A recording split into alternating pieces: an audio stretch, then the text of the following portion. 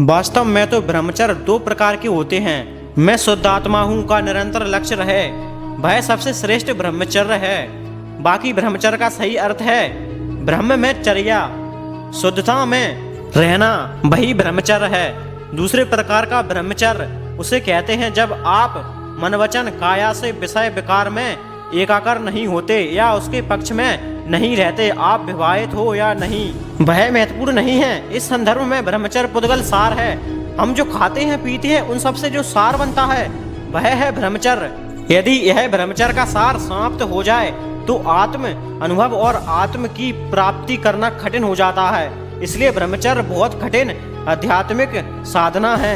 यदि एक तरफ ज्ञान और दूसरी तरफ ब्रह्मचर्य हो तो सुख की कोई सीमा ही नहीं है। उससे जो परिवर्तन होता है उसका वर्णन नहीं किया जा सकता, क्योंकि ब्रह्मचर्य तो पुद्गल सार है। दोस्तों, विषय तो खतरनाक विष है। विषय सुख की मूर्छा में डूबे हुए लोगों को उस बारे में जागृत रहने की जरूरत है। कुछ तो सोचना चाहिए कि रक्त मांस और पीप से भरे हुए शरीर में कैसे सुख हो सकता है। जिस तरह दूध के सार से घी बनता है उसी तरह आहार के सार से वीर बनता है।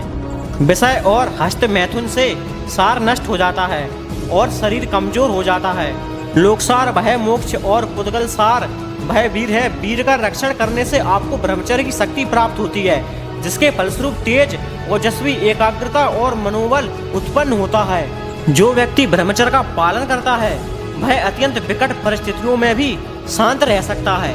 एकमात्र ज्ञानी पुरुष ही ब्रह्मचर्य का पालन करने का विज्ञान समझा सकता है, क्योंकि वे ब्रह्मचर्य सिद्ध कर चुके होते हैं। वे सभी प्रकार के विषय विकारी परिणामों से संपूर्ण रूप से मुक्त होने के कारण हमें भी मुक्त करवा सकते हैं। ऐसे ही एक ज्ञानी पुरुष हैं परम पूज्य दादा भगवान। उन्होंने विवाहितों के लिए भी ब्रह्मचर्य का मार्ग बताया है। वे कहते हैं कि इस काल में आपसी सहमति समाधान पूर्वक से और एक पत्नी व्रत का पालन ही ब्रह्मचर्य है।